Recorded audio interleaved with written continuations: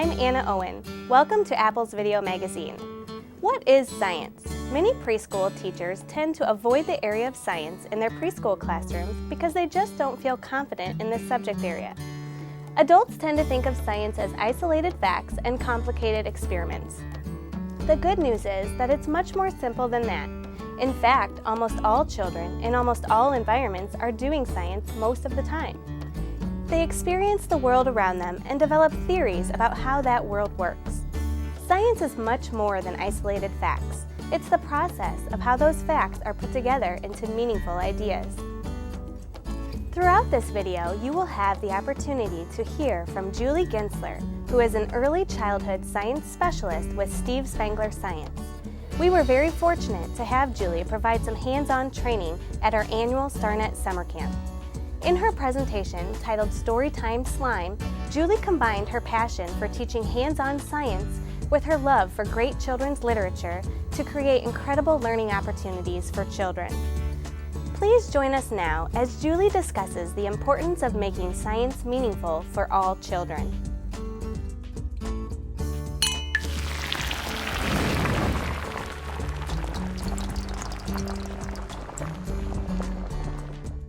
You know, I was reading some research recently put out by the National Science Teachers Association, and I came across a sentence that made me stop dead in my tracks.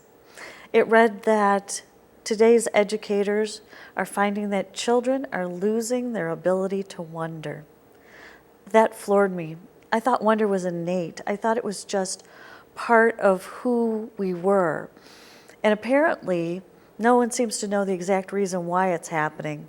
A lot of speculation, though, about how children today are over-supervised. The way society has evolved, we're forced to over-supervise our children. They don't have that time to go out and explore their world and try things out, to say, I wonder what would happen if I ... and then to go ahead and try that. So as educators, it falls back on us to bring that sense of wonder back into the classroom. And an excellent way to do that is through guided inquiry, when teachers help guide the students to finding answers rather than just providing information. The children get such a strong connection to whatever it is they're discovering that it makes a much bigger impact on them.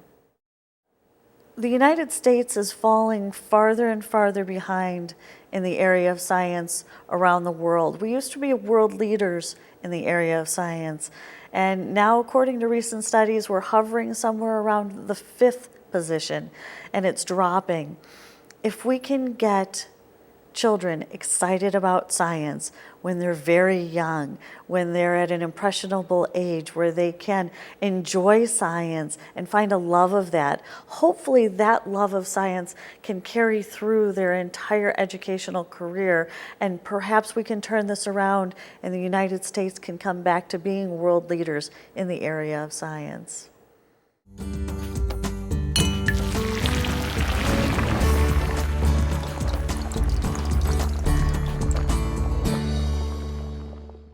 When working and teaching using guided inquiry, a teacher tends to stay away from questions that can be answered in a definitive. They don't want the yes or the no or the exact response. They're more or less trying to guide the child through a thought process that may take several days for that child to come to the conclusion. Look at mine. Awesome. Is your purple making different colors? Yeah. What colors did you see in that purple? Pink. There's some pink in there. Why do you think there's pink in the purple? Because it makes purple. Do you know what two colors you mixed together to make purple? Blue and pink. Blue and pink or blue and red? Yep. Do you see any blue coming out of it? Yeah. Is yours growing too? You want them to really think about what's going on. So asking them questions, what do you think would happen if I did this? If we added this to the mixture, what do you think would happen? Making them actually predict what they think is going to occur, then carrying it through, trying that out, using whatever materials they need to use to carry through their thought process, to bring them to a conclusion that has meaning for them. It may take more than just one lesson period for that child to accomplish what they need to when you're working with guided inquiry. A child may sit down and try to work through a problem and it doesn't work for them. And they come back the next day with a new idea, and the teacher's mostly there to guide them through that process, not to say you should try this, but perhaps introduce something new into their equation. If they're working on building something that moves, they might try a different way to use mechanics, different blocks, different pulleys. The child may be discovering new ways to do something, and the teacher's merely there to provide the materials and ask questions to help guide that child along in their thought process. Not exactly to provide the answers for them, but just to help them along in trying to get done whatever that child is trying to accomplish. Mistakes are all a part of guided inquiry. In fact, it's an integral part of guided inquiry. If the child's not making mistakes, then they're really not making progress in their thought. If they haven't said, I wonder what would happen if I did this, and then tried it out, they'll never know. So if they're not making that mistake, then they're not finding the ways that it doesn't work. If you only know one way and you know the way that it does work, you're not growing. It's just finding out one simple fact instead of finding out a process. If the teacher has guided them into finding something out that they didn't know before, rather than just providing an answer for them, it makes such a wonderful impact on them for a lifetime, not just for that moment. So rather than just having facts in front of them, they're actually participating in their learning process. That's why teachers need to really focus in on guided inquiry rather than direct instruction, especially when it comes to the area of science. That way anyone can participate. Doesn't matter if you have special needs or not.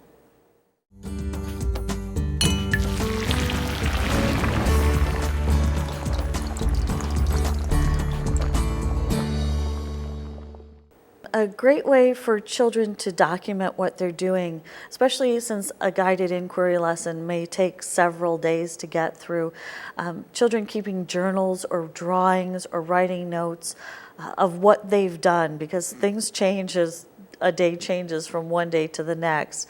So if they've drawn out their plan of what they want to do and tried it out and then gone back and made changes in that plan, keeping drawings, keeping journals of what they're doing on a day-to-day basis helps them remember where they were, what they've tried, and helps document exactly what they've done.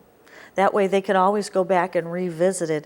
Even months later, a child could come back to an idea that they had before, something that didn't work out for them, and they have a new way to solve that problem. And if they've kept drawings or journals or a notebook of some sort, then they have a way to go back and see what they've done and try it again. Maybe they've learned something new in the process and they want to apply what they've learned. That's the goal, that's the ideal. You want them to actually apply the things that they're absorbing in their day-to-day life into problems that they want to solve, something that's important to them. It's a wonderful informal assessment on just keeping drawings and journals and notebooks that the child has created. Number one, you get to see their writing process grow, whether it's gone from scribbles that mean something to them to writing letters or to write words or to write diagrams. You see the detail that they're gaining each time they go back and visit. And you have documentation from the first day of school when they've started this project till whenever it is that you sit down with a parent or with the principal or the administrator and say, look at how much this child has grown. Look at how they're documenting what they've done. Look at their thought process growing. It's a wonderful way to document an informal assessment of what that child has done throughout their science projects. If a child has special needs, you might not see the same increments of growth, but it's still going to show growth. It's going to show how they're evolving and how they're moving forward, no matter what their stage that they're learning at.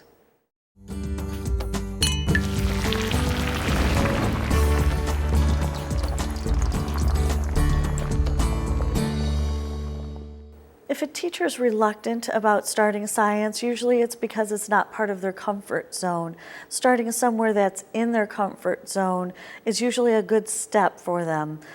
Nature science, for example. Everyone can go out on a nature walk and enjoy science, and it's hands-on. If they're doing cooking in the classroom, there's a lot of chemistry in cooking with children. So that's a great place to start. But they need to also be doing things that they can classify, compare, observe, measure, count. If they're not doing those things, then they're not really doing science. So many teachers think that if they don't have a science kit bought for them with fancy materials inside it, they're not doing science, and that's absolutely not true. So much science can just come right from the backyard, whether they're examining earth samples from different areas or water samples from a pond and a puddle. There's so much you can do with science that doesn't take anything more than what you already have in your classroom. A few magnifying glasses outside to examine just their own yard, the playground, discovering the world around them. Doesn't need to have fancy test tubes or beakers to do science. Like I said before, as long as they're observing, classifying, comparing, counting, measuring, you can do those things without any tools at all, just with their own two hands and their eyes, and the sense of wonder that comes from doing science with children. I think that one of the biggest problems is time. Early educators are crunched for time. They have a large number of core standards that they must meet. I think that another part of that is their time is spent preparing so much to do a science activity. One of the things I used to use in my classroom was a set of just plastic empty boxes that had a science activity and all the materials needed inside that. And it sat there right in my face so that it was ready when I needed it. If the school assembly was canceled, if recess was canceled, suddenly I could just take that shoebox off the shelf and I had an instant science lesson right there ready to go, and that's a great way to get more science into the classroom spontaneously.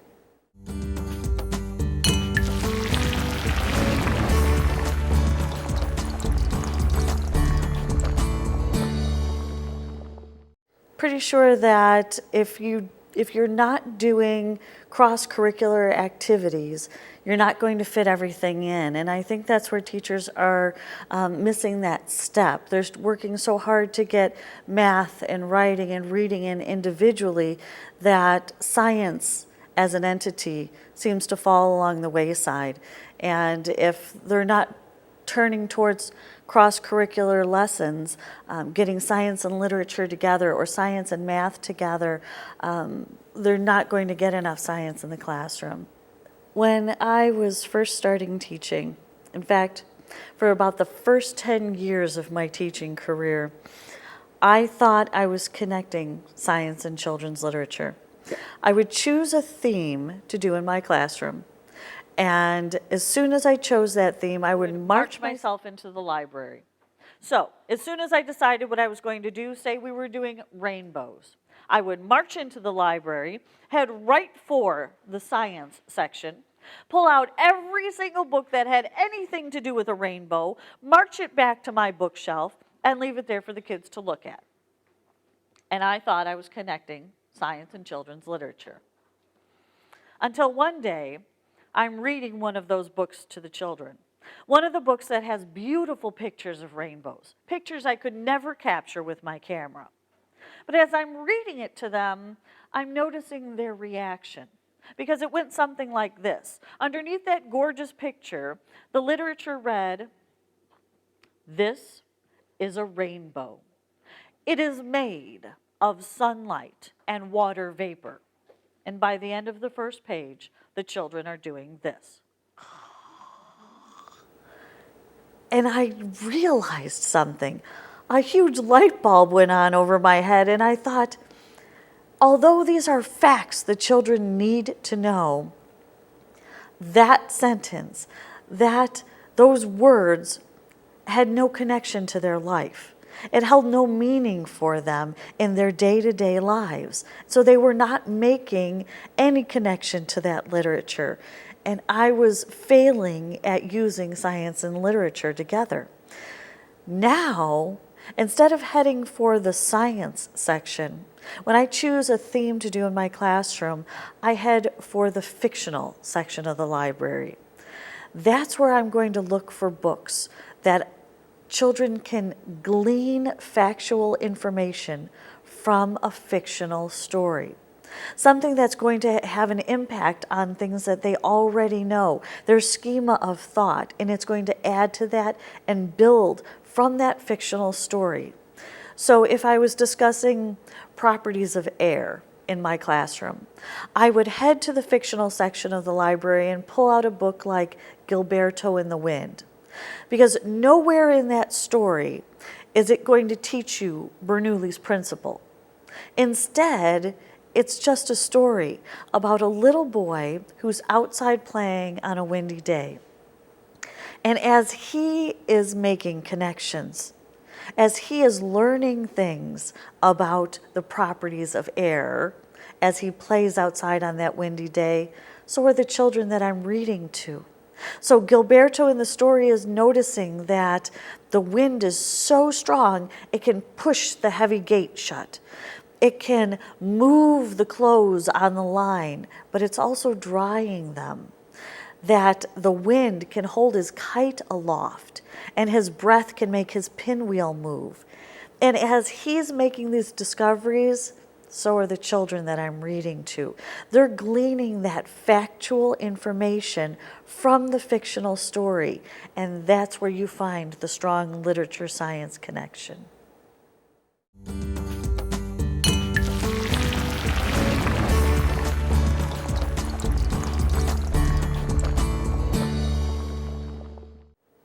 A typical story about color mixing in an early childhood classroom would be Mouse Paint. Mouse Paint is a beautiful story about 3 little white mice that find puddles of paint. And as they get into the paint, their little paws are mixing the colors, and they're blending the primary colors into secondary colors. Typically, an early childhood educator would then give children finger paint, a blob of red, yellow, and blue, and let them reenact that story with their fingers and mix the colors of paint. More and more, we're finding children with tactile issues. I found that simple activities like taking a zip-top bag and putting some hair gel or some cake decorating gel in there that's been tinted with food coloring in red, yellow, and blue. Now a child can do that same activity, that pinching and mixing, building their fine motor skills and discovering things about mixing colors, but now they don't have to have that tactile experience.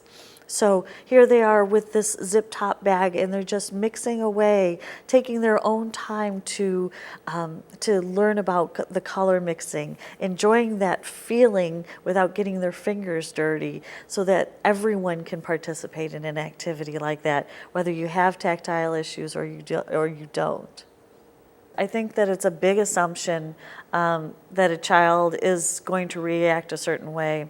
I think a lot of times we put limitations on children with special needs without giving them the opportunity to participate. We predict what we think that they will do. And I think sometimes they miss out on things because we're holding them back as educators. Sometimes we think that they're going to have a negative reaction to it, and sometimes it's just something that's very stimulating but not overstimulating from them. It hasn't gone so far as to make them frustrated, but they're excited about it. And sometimes I think we misread that from children with special needs, especially ones that can't communicate to us exactly what they're feeling. I think that the best way to adapt science to special needs is to let the child do everything that every other child would end up doing. And let them make the decisions if they like it or they don't like it or they're struggling with it. And if you see them struggling with it, such as sensory tactile issues or auditory issues, if you think something's going to be too loud for them, let them express that to you. Give them the opportunity to express it. If something's ever going to be a surprise, a big surprise for young children or children with special needs, it's always a good idea to prepare them ahead of time for what's going to happen. If we were going to do a Mentos and Diet Coke geyser and we knew that it was going to make a mess, you know that it's going to go up in the air. You might have children that get overstimulated by getting sticky or wet from the soda pop. They need to know what's going to happen first. And so talking it through, what do you think is going to happen? This is what I'm going to do. This is what we're predicting is going to happen. We're not quite sure what will happen, leaving that element of surprise in there, yet preparing them for something that's going to occur. We know it's going to occur. The children don't know it's going to occur yet, but giving them those steps so that they're not afraid. It's also a trust level. If they trust their teacher and they know that nothing's going to hurt them, then they're more adaptable to bigger surprises. I don't think we empower children enough to make decisions about things that affect them.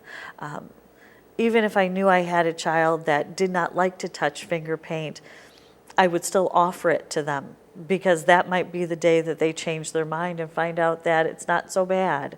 They don't mind touching it, or they would touch it if they had gloves on. Let them take those steps in their own development to help get beyond some of the issues that they might have, rather than us imposing it upon them and just never offering it.